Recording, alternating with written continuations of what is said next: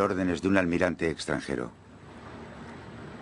Tenían una sola idea: hacer todo lo posible por la causa común, y en consecuencia resultaron una ayuda muy valiosa para el bando aliado.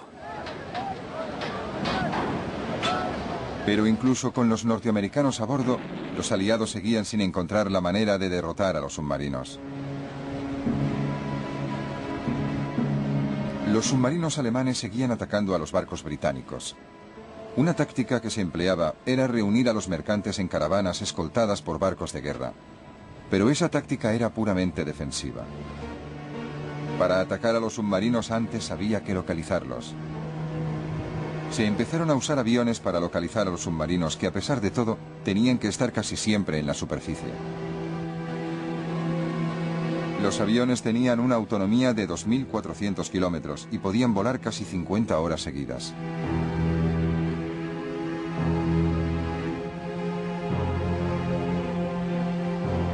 Los barcos volantes y los hidroaviones iban armados con torpedos, bombas y ametralladoras para atacar a los submarinos que encontraran en la superficie. Nos atacó un avión. Se acercó a nosotros aprovechando que el sol nos deslumbraba y como tarjeta de visita nos soltó una carga de bombas que podía habernos costado la vida.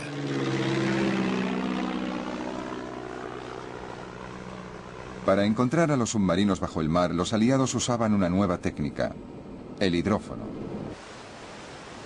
Era un micrófono que se colocaba bajo el agua y detectaba el sonido de los motores eléctricos de un submarino.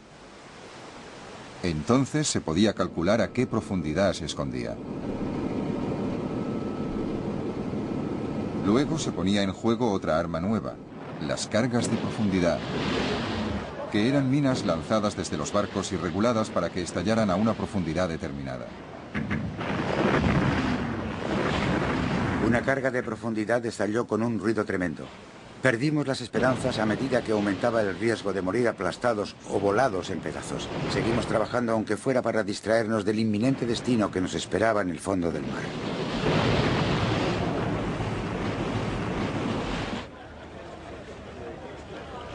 Otra idea británica fue la barrera de Dover, una barrera de redes y minas calculada para detener a los submarinos que atravesaran el canal.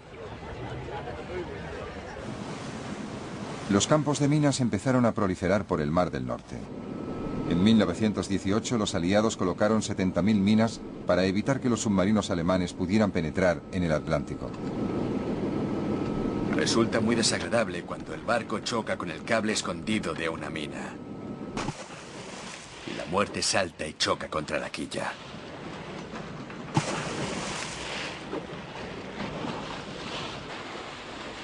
Dragar minas era una misión muy peligrosa.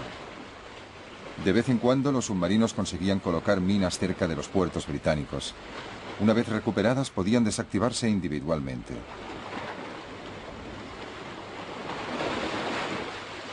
En el mar entró en funciones la figura del dragaminas, que empezaron siendo barcos de pesca de arrastre adaptados. Preguntad a cualquiera que sirviera en el mar entre 1914 y 1918 cuál era el trabajo más peligroso, monótono y desagradable de toda la guerra naval. 9 de cada 10 os responderán: el de los dragaminas. Se usaban cables para cortar las amarras de las minas y luego se destruían con disparos de rifle.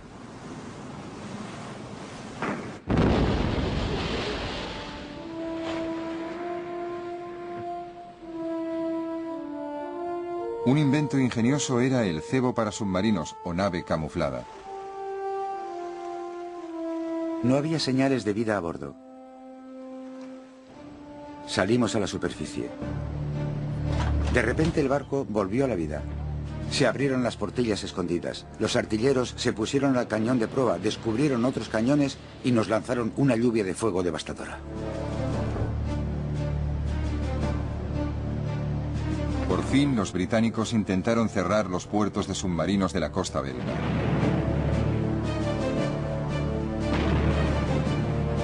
Se enviaron unas naves muy extrañas, que eran poco más que plataformas para ametralladoras del 38, para abrir fuego contra las baterías de ametralladoras alemanas que protegían los puertos de los submarinos. En abril de 1918 los alemanes atacaron el puerto de Zeebrugge. Los aliados hundieron deliberadamente 3 barcos viejos en la entrada del puerto para que los submarinos no pudieran entrar ni salir.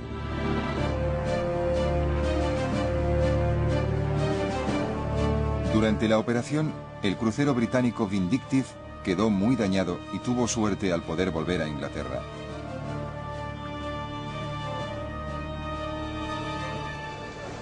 A principios de 1918, esta combinación de estrategias logró controlar la amenaza de los submarinos. Las tropas norteamericanas podían llegar sanas y salvas por el Atlántico hasta Europa. La victoria era inevitable por una simple cuestión de números.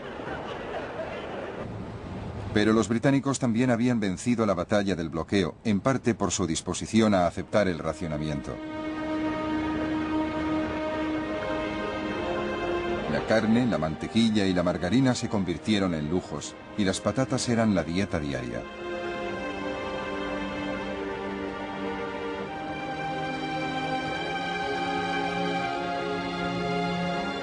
Alemania nunca introdujo el racionamiento, y por eso hacia el final de la guerra la comida y las provisiones escaseaban.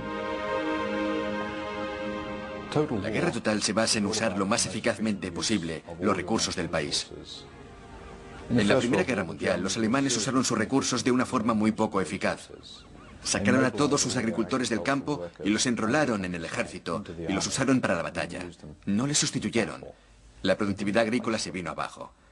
No movilizaron su fuerza de trabajo femenina. Apenas movilizaron ninguna otra fuerza de trabajo disponible. La producción agrícola se vino abajo. Entonces tuvieron que importar comida. El bloqueo británico hizo que no pudieran importar comida.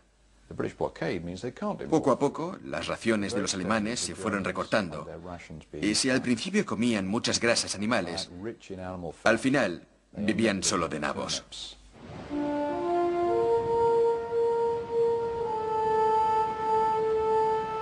La guerra naval había empezado con la carrera de los acorazados, y hacia el final la flota de navíos británicos y norteamericanos parecían simbolizar la victoria aliada en el mar.